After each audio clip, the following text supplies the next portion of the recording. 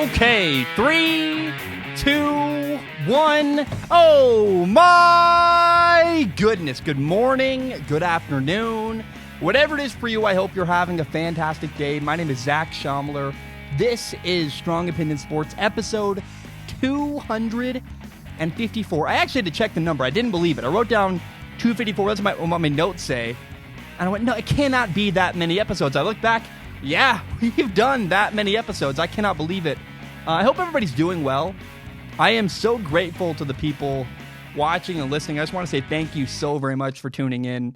I put a lot into this episode. I'm very proud. I know it's been a while, and I hope the work pays off. I know it's been a while, and I just am so proud of what I've done in this episode. We're going to talk about Kyler Murray, do a film analysis for him. We'll do a film analysis for Dwayne Haskins, the Redskins quarterback. We'll talk about Terry McLaurin, a receiver for the Redskins. And I want to say, first of all, I apologize that it's taken so long to get 254 done. I know it's been a while since the last episode, and I want to be very clear. The next one's going to come much sooner. I have it almost all content complete, and it should come out pretty quickly after this episode. And if you follow me on Patreon, you know the stuff I've been working on behind the scenes. I actually cut some stuff out of this episode because it was just getting, I was like, it's been a while. I need to put something out. I can't. It's been too long since I've done another video, and I've been watching a ton of film, and so I just want to say thank you so much. I want to jump in, and I want to talk about first Kyler Murray. So if you don't know, Kyler Murray was the number 1 overall pick in the NFL draft in 2019. He started all 16 games at quarterback for the Arizona Cardinals. He even won the NFL Offensive Rookie of the Year. And we all know that Kyler Murray has a really good resume. But I watched every game he played last year because I wanted to know, what does the film say about Kyler Murray? Now, after watching the film, I want to start with a statement. In the last 3 NFL draft classes, 12 quarterbacks have been taken in the first round. Baker Mayfield, Sam Darnold, Josh Allen, Josh Rosen, Lamar Jackson, Kyler Murray, Daniel Jones, Dwayne Haskins, Joe Burrow, Tua, Justin Herbert, not to mention Gardner Minshew is starting for the Jacksonville Jaguars, and Drew Lock is starting for the Broncos. There's a new wave of NFL QBs. And if I had to pick one guy drafted in the last 3 NFL draft classes, one player to build around, I would pick Kyler Murray. People seem to have no idea just how good Kyler Murray is. The dude is incredibly accurate. You put on the tape and you see him dropping dime after dime. He can make every throw you can imagine. Not only is he accurate, he's got an incredibly strong arm. On the roster, he's listed as 5'10". He looks more like he's 5'8". But because of his height, I think people often believe he can't have a strong arm, and that's just wrong. Kyler Murray has a cannon, and he can drive the ball on a line anywhere on the field. So he's got elite arm talent. And then you realize, oh yeah, he can run, and he's dangerously quick. He so often beats people to the outside. He's not the fastest player in the NFL running in a straight line, but his quickness in short bursts is what helps him turn the corner so many times. He's also really slippery in the backfield. He regularly gets away from sacks. And it's really fun watching defenders chase him all around, all over the field. Now here's the key element to Kyler's running. He is so good at avoiding getting hit. Every young quarterback needs to copy Kyler. He slides or he runs out of bounds. He might scramble often, but he almost never actually gets hit. It's so funny, often because of his size, people are afraid he's going to get hurt. But how would he get hurt? No one can touch him. He's been trained to protect himself. He's had it drilled into him. Slide or get out of bounds. But hey, let's imagine he does get hurt. He sprains his ankle, he's not as elusive, and let's say he can't run for a couple of weeks. He'd be totally fine because Kyler Murray is not a running quarterback. He's a quarterback who can run. The primary aspect of his game is his ability to throw. He's such a good passer that if he couldn't run, he'd still be fine. His game isn't built around his ability to run. And as a rookie, he's already mastered something that is really hard for young quarterbacks. A lot of young QBs try to run away from a blitz, but not Kyler Murray. He's a pure passer. If you blitz him, he'll hang in the pocket and beat you with his arm, throwing the football. And that fact is so impressive given how well he can run. Kyler often uses running as a tool, but not a crutch. His decision-making is phenomenal, and he's really coachable. There was a mistake he made week 1 against the Lions. 3rd and 17, he was running and extending the play. And he tries to complete a pass instead of simply throwing the ball away. He throws an interception. And later in that very same game, he was in the exact same situation again. Extending a play, there was nothing there, he's in trouble, but he learned from the past and threw the ball away. After week 1, he actually never made that same mistake again. Number 1, that shows he got help from his coach. And number 2, he was coachable. He learned from his mistake. He took the feedback and changed his behavior. And Kyler Murray is so very fortunate. He's got a great coach, Cliff Kingsbury, helping him out. Cliff is a former NFL quarterback himself, and man, he is a fun offensive mind to watch. He does typical stuff. There's a good play call on the goal line. He sends Larry Fitzgerald in motion. The guy guarding Larry can't get across the field into position. Bang, touchdown. Great play call. Or against the Panthers, Luke Kuechly's trying to guard a running back. It's a bad situation for a defender. He can't get outside in time to guard the flat route. Bam! Great play call. But Cliff Kingsbury is clever. Yes, clever Cliff is alliteration, but it's also true. Against the Ravens, he ran a cool wrinkle where he had Christian Kirk fake a reverse, then pivot and run a bubble. It was wide open for a big gain. Repeatedly on film, you see smart, creative play calling. Cliff Kingsbury is so good at putting his guys in positions to be successful. Kyler Murray is lucky to play for him and have such a good coach guiding his way through the NFL. You know, having a coach with consistent good play design is such an advantage. Watching Kyler clearly drove home that young quarterbacks need 4 things: good habits, coaching, talent, and teammates. Moving forward, Kyler Murray is in such a good position to succeed. I am confident Kyler is about to destroy the NFL. And I don't think people realize how good the Cardinals are about to be. You know, the one thing the Cardinals didn't have last year was a big receiver who could make plays on the outside, down the sideline against man coverage. Bam! This offseason they traded for DeAndre Hopkins. And you can literally see moments on film exactly where DeAndre Hopkins will fit into the Cardinals offense. You go, oh yeah, he's going to make that play, he'll make that catch. There are so many moments where you go, that's a play DeAndre Hopkins would make. And then the thought of Kyler Murray with DeAndre Hopkins at receiver is a terrifying thought.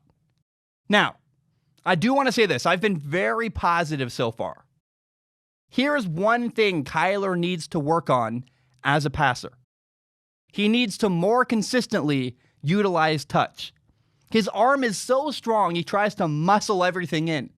Because of that strong arm, he probably got away with it his whole life. Almost every throw is a fastball. He needs to get better at throwing the ball up and over defenders. You can tell this is something he was working on last year.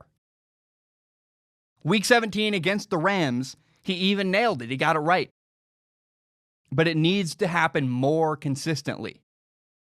I also got to say, it was fun watching Larry Fitzgerald. He's the Cardinals' legendary veteran receiver. He's 36 years old. He's not the deep threat he once was. But it's cool how he's adapted his game to stick around in the NFL. He's now basically a big, hulking, receiving tight end. Now, the Cardinals' offense also ran the ball really well. This is something they don't get a lot of credit for. Sure, Cliff Kingsbury came in with the air raid offense. But the reality is the Cardinals were not one-dimensional. They ran the ball well, and it helped them in the passing game keep defenders honest. Now, there are two things I want to end with that really caught my eye. Number one, there's this ridiculous play where David Johnson, who was traded away, breaks multiple tackles, makes the defense look silly. And I don't have a lot of analysis here other than to say, oh my gosh, can you believe this play? It just made me go, wow. It's a big play that stood out to me. I wanted to share it with you guys. Now, number two, there's this guy named Dan Arnold. He played Division III football in Wisconsin. He's a receiving tight end. Only had 8 catches last year. Played in 4 games, but he had a wild touchdown grab in the corner of the end zone. I'm really curious if Dan Arnold is going to get a bigger role moving forward with the Cardinals. In his very limited opportunities, he made some really solid plays, and I just thought, wow, this guy Dan Arnold seems like kind of a quote-unquote nobody, but wow, he's got a lot of talent, and I'm curious if the Cardinals use it moving forward. All in all, people need to be aware of Kyler Murray. High school quarterbacks should copy his mechanics. He throws a bubble screen better than anybody I've ever seen. But he's also about to tear up the NFL. He's the best quarterback drafted in the last 3 quarterback classes. So people better start paying attention to Kyler Murray. All right, I want to talk about Dwayne Haskins. If you don't know, Dwayne Haskins was picked 15th overall in the 2019 NFL Draft. He plays quarterback for the Washington Redskins. And I dove in. I watched every single game he played in last year because I wanted to find out, what does the film say about Dwayne Haskins? First of all, what I saw was that his rookie year last year was a mess.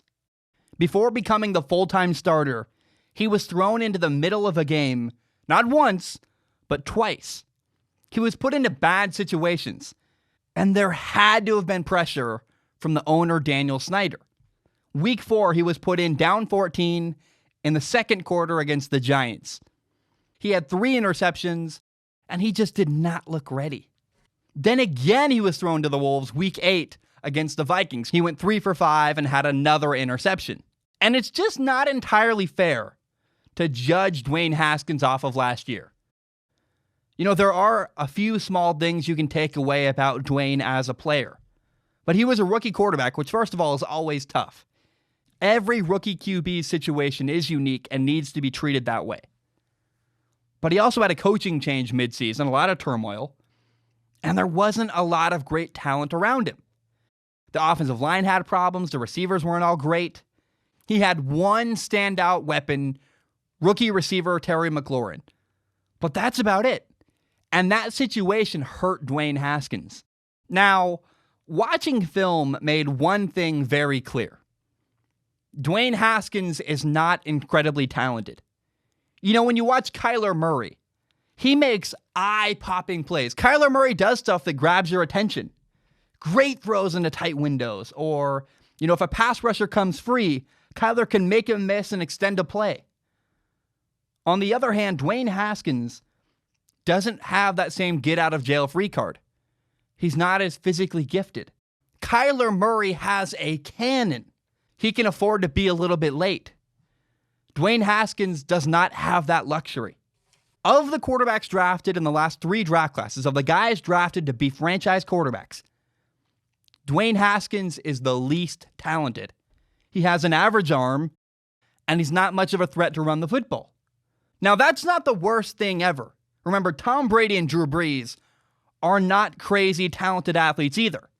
And they became legends and Hall of Famers because of the little things they do right. But Dwayne Haskins' margin for error is really low. He can't afford to leave a pass behind a receiver. His ball location needs to be perfect. He needs to have impeccable timing. And he needs to have a deep understanding of NFL defenses. The road might be harder for Dwayne Haskins because he can't lean on natural talent. When you put on the tape, you see a lot of stuff that needs to be worked on. You see a lot of inaccurate throws. you can see that he struggled to throw the ball accurately downfield. And this is brutal, but he also honestly needs to learn some self-awareness about his athletic ability. He's not a dual threat quarterback. He needs to stop trying to run and learn to play from within the pocket. Now, I'm okay with his mistakes. There was a lot of turmoil going on around Dwayne Haskins last year. He's got a new coach this year, a fresh start, and more of a fair chance. But if he wants to make it, he's going to have to be incredibly detail-oriented and master everything he can control. Now, I will say I like his footwork in the pocket. He looks like he's doing Elite 11 drills during games, and that's awesome. It seems like he does a lot of work on his own. But his decision-making and his ability to process defenses needs to get better. There are moments where receivers are open, and he just doesn't see it. I'm not sure what he's looking at. There's a 3rd and 5 in the red zone where his receiver does a short motion. And the Jets defender chasing him can't work through the mess to follow the receiver. But Haskins doesn't see it at all. Dwayne Haskins isn't hopeless, but he's got a lot to clean up. Literally everything. Accuracy, decision-making, timing, all the above. A lot of the time, he got lucky to have such a good receiver like Terry McLaurin bailing him out of some iffy throws. Not everything I saw was bad, though. There are some good throws on tape. And if he does the work to get better, Dwayne Haskins could make it. Now, one of the things I do like that he does is that if you give him an easy completion underneath, he will take it every single time, and that's a good quality. He's very patient. Drew Brees and Tom Brady are the exact same way. You really don't need to be some unbelievably gifted athlete to make it in the NFL as a quarterback. But you've got to do the little things right. Now, I want to offer a potential future for Dwayne Haskins. I've got some film of Drew Brees. And the situation here is that it's week 1. The Saints have the ball. They're down 1 point, losing 27-28. The ball is on their own 25-yard line, and they've got 1 timeout. The drive starts with a dig to Ted Ginn Jr. 15 yards, really nothing outrageous, just a good, accurate throw on time. The Saints spike the ball. They've got 20 seconds left. The next play is an out route to Michael Thomas. 11-yard gain. Again, this isn't some insane, impossible throw. It's simply Drew understanding the weakness in the defense. The Saints spike the ball again. Now there are 6 seconds left. The next play is just a simple curl route. 9-yard gain. Bang. The ball is at the 40-yard line. The Saints use their final timeout. And they kick a 58-yard field goal to win the game. Dwayne Haskins can make every single throw Drew Brees just made. It's okay that Dwayne isn't the strongest or the fastest or even the most talented. Moving forward, he just needs to be accurate, have good timing, and master defenses. It's not as simple as it sounds. It's a lot. But Dwayne Haskins is capable of becoming the franchise quarterback in Washington. Watching film of Dwayne Haskins also allowed me to watch Terry McLaurin. And man, I am so impressed with Redskins receiver Terry McLaurin. He was only a rookie last year, but man, he did not play like it at all. So here's what the film says about Terry McLaurin. Right off the bat, what stood out to me was this guy's speed. He's got the ability to run right by guys. And I watched him do it multiple times for touchdowns. The dude is also really solid against man coverage. He's got multiple grabs on his back shoulder, and he's got great body control. And what's crazy is I could only find one time where Terry McLaurin dropped a pass he should have caught. What stands out to me is that not only does he pretty much never drop the ball, he also often catches passes that he really has no business catching. For example, against the Jets, he basically posterized a guy down the sideline. Or there's another catch against the Packers where he had an insane one-handed catch for a touchdown where he just plucks the ball out of the air. Terry McLaurin seems to catch everything. He's like a Hoover vacuum. And there are so many contested catches on film. So many I couldn't include them all. He bailed out Dwayne Haskins multiple times last year. And even if you hit the guy really hard, he's still going to hang on to the ball. He's also a good technical receiver. He runs good routes. He knows how to win inside. And against the Patriots, he beat the legendary Stephon Gilmore multiple times. Some people say he's the best corner in the entire NFL. Well, Terry McLaurin beat him multiple times and had a couple catches. And to do that as a rookie just speaks to not only his route running ability, but also his potential moving forward as a receiver. Stephon Gilmore got frustrated and even ended up getting caught for an illegal use of hands penalty. Terry McLaurin held his own. Another cool thing is just this dude's effort. Whether he's diving for a catch or turning up field, Terry McLaurin goes all out. But here's what puts him over the top. Terry McLaurin goes the extra mile. He will not allow defenders to get interceptions. If he's not going to come down with the ball, he will fight hard to make sure the defender doesn't either. I could go on and on and on. I have so many highlights from Terry McLaurin making catch after catch after catch. The Redskins have a special receiver with Terry McLaurin. He runs good routes, he can win with speed, he makes contested catches, and his effort is top-notch. It's crazy he was only a rookie last year. And the fact that he fell to the third round of the NFL draft, it's unbelievable. Terry McLaurin has a bright future with the Washington Redskins. All right, guys, I'm going to take a short break. When I return, we'll talk about Jerry Rice. We'll revisit Sam Darnold. We'll talk about Sam Darnold versus Baker Mayfield. We're going to talk about Josh Rosen. We'll end with Ask Zach. We've got a lot coming up. My name is Zach Schomler. I'm going to take a short break. I will be right back. All right, we are back. I want to talk about Jerry Rice. Jerry Rice's NFL career is the most impressive in NFL history, if you ask me. I'm going to give you the long version of the story, how I got here. One of my favorite things in the NFL Madden video game.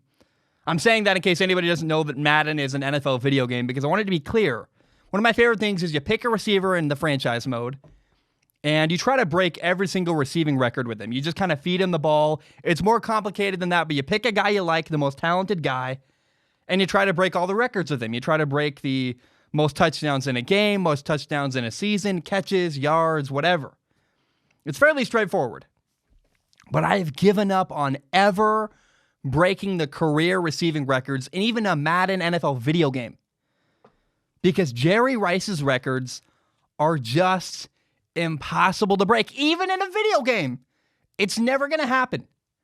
He finished his career with 22,895 yards. 22,895 yards receiving, 197 receiving touchdowns, and 1,549 catches. It's unbelievable. I want people to think about trying to break Jerry Rice's receiving records. 197 touchdown catches. Only 3 guys in the NFL last year had 10 catches or more. 2 guys had 10 touchdown catches. Kenny Golladay had 11 touchdown catches. But my point is that getting 10 touchdown catches in a year is a big deal. It's rare. In order to break Jerry Rice's record, you'd have to get 10 touchdown catches 20 years in a row. That's to break the 197 record he has. That's insane. That's unbelievable. How about 22,895 yards? That's 1,000 receiving yards for over 22 seasons consecutively. Either that or you do 1,500 yards for 15 years, and then you still wouldn't break the record. You'd have 22,500 yards receiving. Then you think about, okay, so touchdowns, yards. Oh, and Jerry Rice also has 1,549 catches, 1,549 catches in his career. Only 5 players had over 100 catches last year. One of them was Christian McCaffrey, a running back. It's also not easy to get 100 catches. To break or even get near the amount of catches Jerry Rice had in his career, you would need 100 catches for 15 years in a row.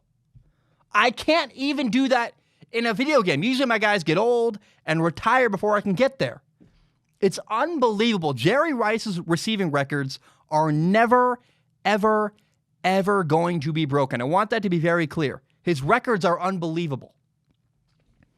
what's even more interesting is we're about to add another NFL game to the season. The NFL season is going to go from 16 games to 17, and I still don't believe anybody can break those records that Jerry Rice has put in the record book.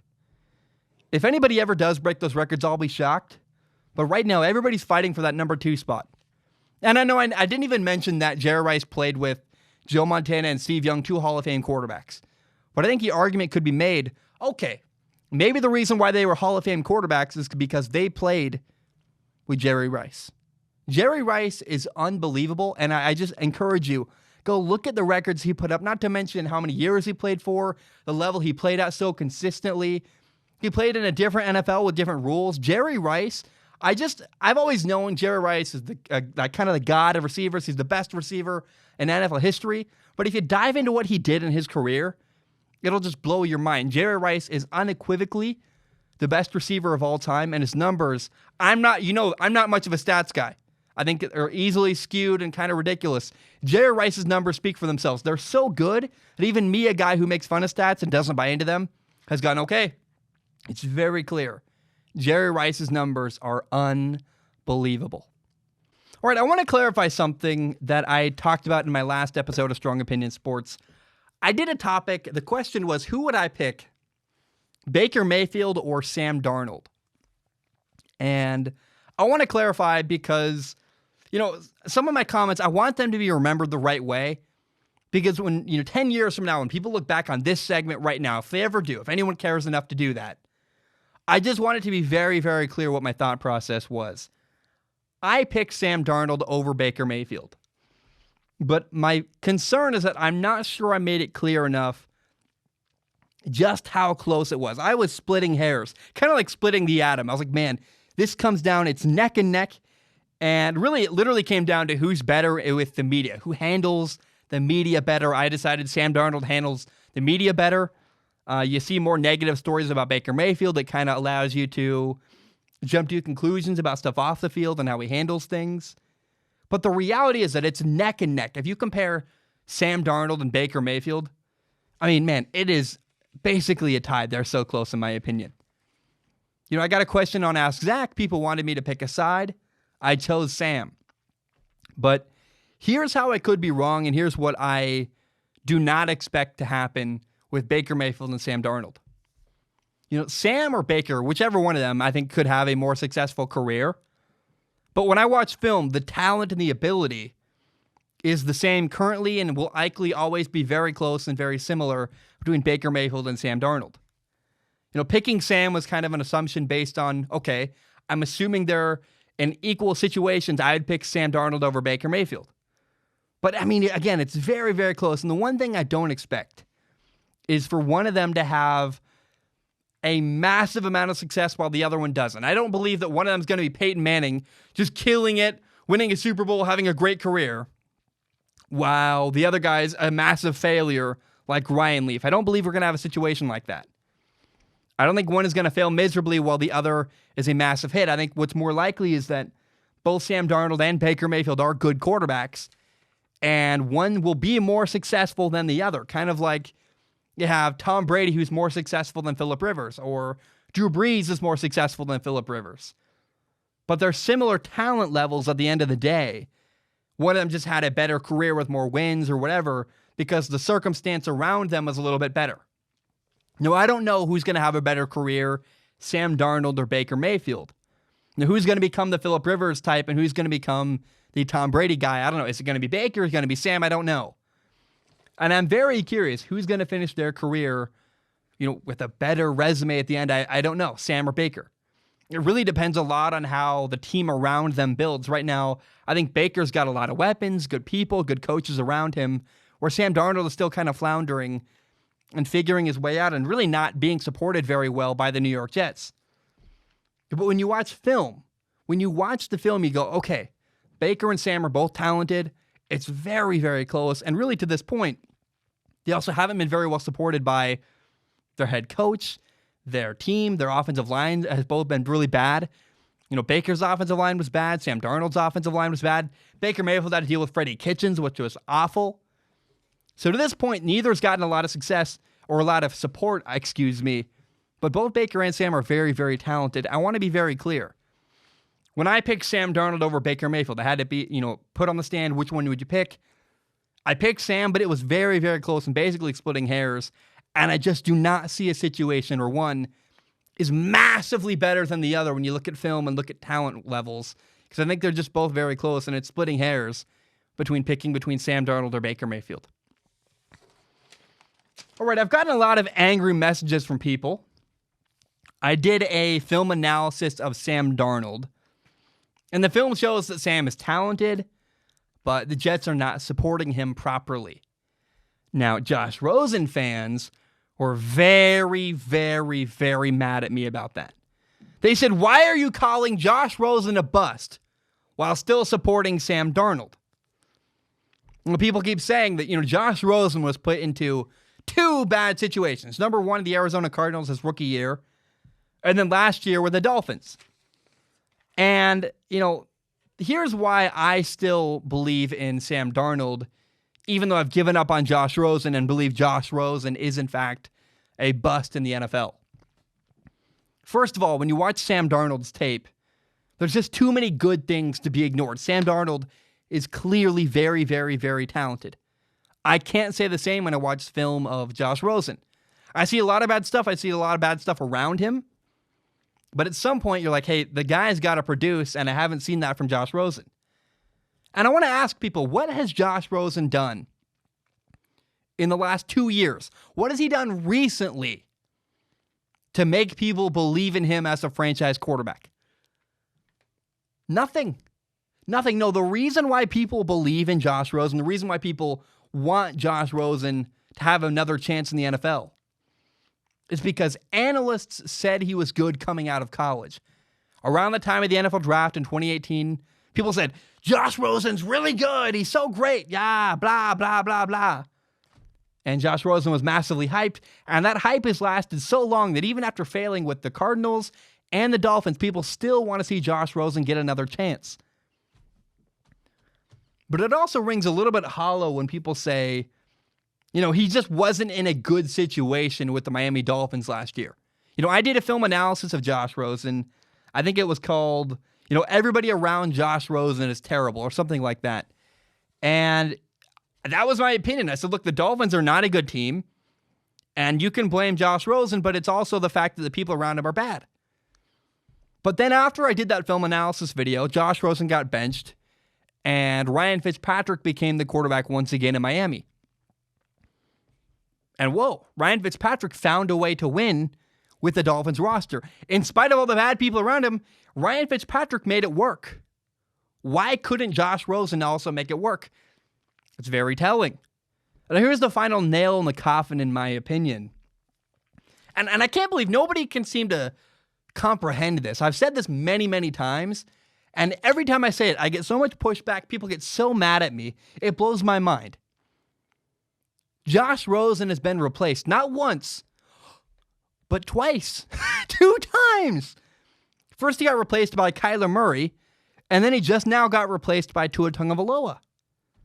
And it's very clear to me, 2 teams have had Josh Rosen on their roster and decided, we're going to move on instead of build around him.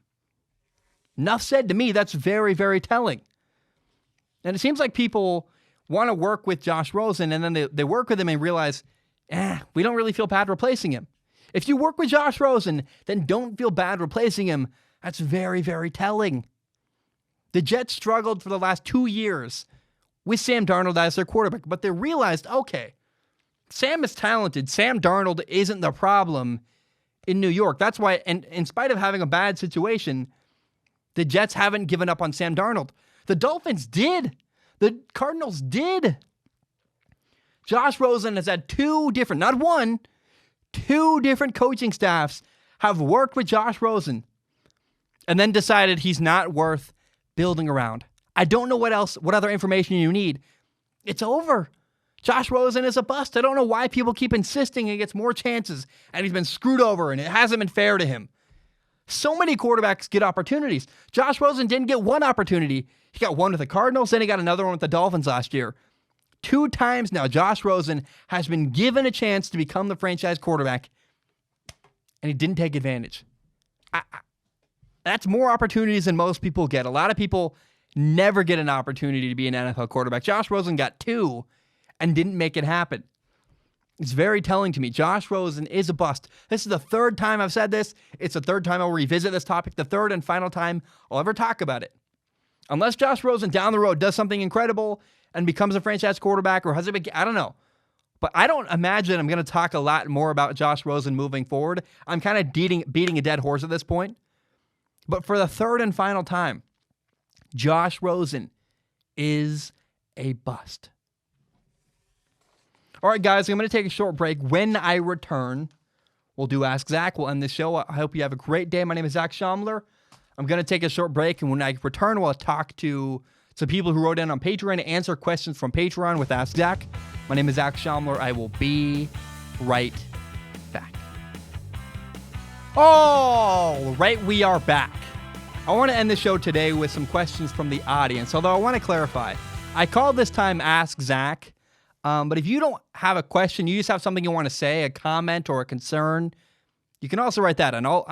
This opportunity is for people that listen to the show to write in and get their question or their thoughts or get whatever they have out. And I want to just kind of welcome more than just questions. If you have something to say, an opinion or a thought or a concern, I'd love to just hear your thoughts on maybe Kyler Murray, Dwayne Haskins, whatever the thought is. Share your thought, and I'll respond and tell you, do I agree? Do I disagree? It's an opportunity for the audience to share their opinion as well as their questions, and I want to just kind of open that up. Now, I do want to clarify, I do call this Ask Zach.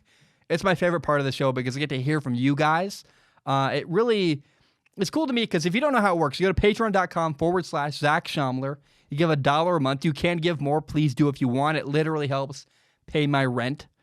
But $1 a month gives you access to submit a question on Patreon.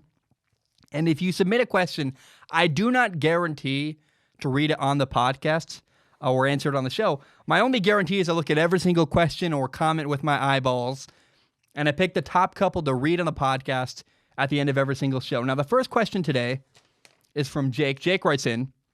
He says, theoretically speaking, if Kyler Murray was to ever leave the Cardinals, what team do you think would be the best fit for him? I'm actually going to say this. I don't even want to think about Kyler Murray leaving. Honestly, I cannot imagine a better fit for Kyler Murray than the Arizona Cardinals. He's got everything he could possibly imagine or want or have. He's got Cliff Kingsbury running his offense. That's phenomenal. Cliff Kingsbury is a great coach who understands and works with Kyler Murray really well. He understands his strengths. He's a former NFL quarterback. He really gets Kyler Murray. You can tell the way they interact. I really like that, when Kyler would throw an interception last year, the play calling would ease off for a couple plays. Here's a couple runs. Here's an easy bubble screen. He would help Kyler Murray get back in a rhythm after an interception. I really, really like that. He's also got phenomenal receivers in Arizona. He's got DeAndre Hopkins, Christian Kirk, Andy Isabella, Larry Fitzgerald, 2 really good running backs, Kenyon Drake, Chase Edmonds, and they're got a really young, improving defense in Arizona. Kyler Murray is in a perfect situation, the Arizona Cardinals, and I'll be honest, if I look around the league, I actually can't imagine a better situation for Kyler Murray to be in than the one he's already in with the Arizona Cardinals. Now, the next question is from Himeth. I don't know what that means. I think that's not a real name. If it is, I apologize. I don't mean to be insensitive, but I think it's a name he made up for a username. He writes in, he says, with year 2 for Dwayne Haskins and the first year under Ron Rivera and Scott Turner's off. Let me restart this. He says, with year 2 for Dwayne Haskins coming up and the first year under Ron Rivera and Scott Turner as an offensive coordinator coming forward, how much of a jump do you think Haskins will make? Do you believe any of the other quarterbacks will beat him out to start, Alex Smith or Kyle Allen? How much do the Redskins improve overall next year? This is a little bit uncomfortable to say this, and I don't like doing it, but I do believe that, the Redskins' other quarterbacks, Kyle Allen especially, and even Alex Smith, they both have better arms than Dwayne Haskins. I know that's kind of rough, but I watched Dwayne Haskins. He's just not that gifted of a thrower, and I literally watched the Panthers play Dwayne Haskins last year, and I'm watching, Kyle Allen's dropping some dimes on the Redskins. I'm like, man, Kyle Allen's arm looks good. I get why they brought him in. It's a guy who worked with him last year. Ron Rivera had Kyle Allen on his team last year. It would not shock me if Kyle Allen was in fact the starter next year in Washington with the Redskins, I know people might mutiny, but it just would not be a huge shock to me. Now, if Alex Smith comes back, I don't know that he's going to, but maybe that works as well. The Redskins have a good coach in place with Ron Rivera. They've got a good offensive coordinator, Scott Turner. That's Norv Turner's son, Scott Turner. And Dwayne Haskins really has got to prove himself. I mean, this is a year where he needs to show why he deserved to be a first-round pick last year. He's going to get a legit fair chance. I don't think last year he really had a fair shake. I think there was a lot of turmoil. Dwayne Haskins was thrown in really before he was ready last year, way before he was ready. And so Dwayne Haskins is going to get a fair opportunity this year, but he's got to prove he's got it. He's got to get better. Basically, every area of the quarterback position is something that Dwayne Haskins needs to improve at. He's got to get better with accuracy, timing, decision-making. His footwork's pretty good already. But pretty much everything else, Dwayne Haskins has got to improve and show people what he's capable of. I don't expect a lot from the Redskins next year. I think they're kind of they're a rebuilding team, quite frankly. New coach. I really like the Chase Young draft pick. They've got Chase Young. They've got Montez Sweat, some really good defensive players. I forget the name of it. I think, is it Lance or Carlos Dunbar, their corner, who's really good? I apologize for forgetting his first name. But they've got some pieces in Washington. And, excuse me, I'm like burping. They're rebuilding, right? And I think that's what it's going to happen with Washington this year. And I'm not convinced yet that Dwayne Haskins is the guy long-term moving forward. We'll just find out.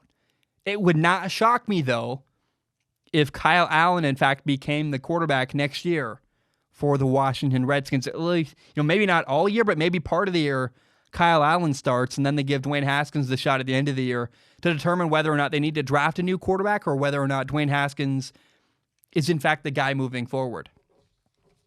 Now, the final question is from Alexis. Alexis writes in, Alexis writes in, they say, after doing a film analysis of both Haskins and Daniel Jones, who would you rather have as your quarterback? Did the Giants pull a sneaky one on us by selecting Daniel Jones higher than Dwayne Haskins, even though it was controversial at the time? So, Alexis, I would much rather have Daniel Jones as my quarterback than Dwayne Haskins. A lot of people are going to get upset at that, but Daniel Jones is a better athlete. He can run the ball really well. He's got a stronger arm. He's more accurate. I thought he held his own a lot better last year as a rookie quarterback. And to be clear, both Daniel Jones and Dwayne Haskins are young quarterbacks with a lot to learn and still a lot to prove.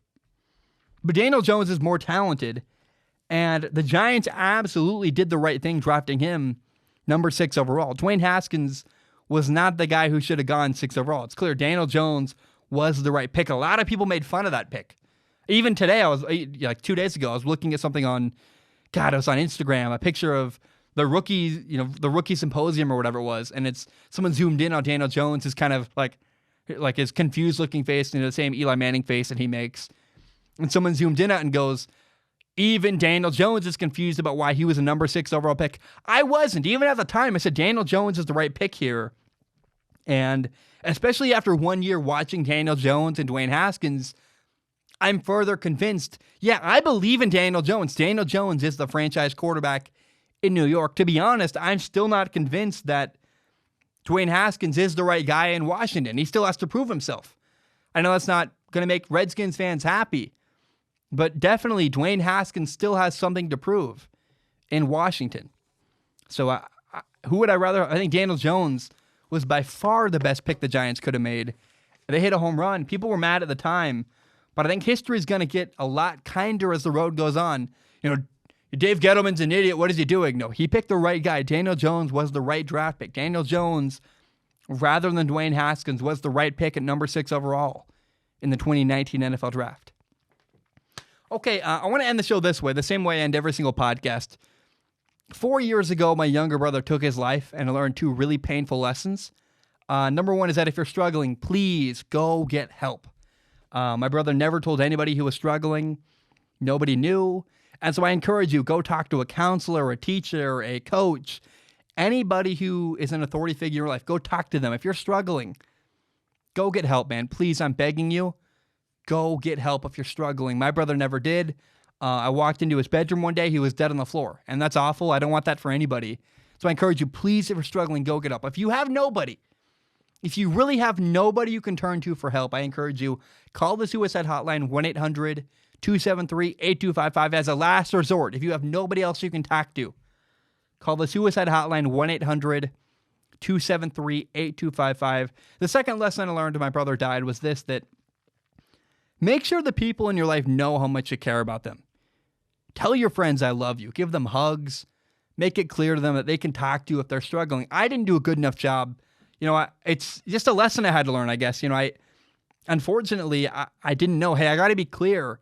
Tell the people in my life that if they're struggling, they can talk to me. A buddy of mine lost his mom recently. I reached out and said, hey, man, if you need to talk, I'm here. I love you. I care about you. If you're struggling, come talk to me. Make sure the people in your life know you love them, give them hugs, and make it clear, hey, if they're having a hard time, they're someone they can talk, that you are someone they can talk to if they're having a hard time. And then when they come talk to you, direct them towards professional help. Guys, my name is Zach Schaumler. Thank you so very much. I really appreciate it. 255, the next episode is going to come much faster than this episode. Hope you enjoyed it. I'd love film analysis, man. It's so much fun. Hope you have a great day. Bam, we are done.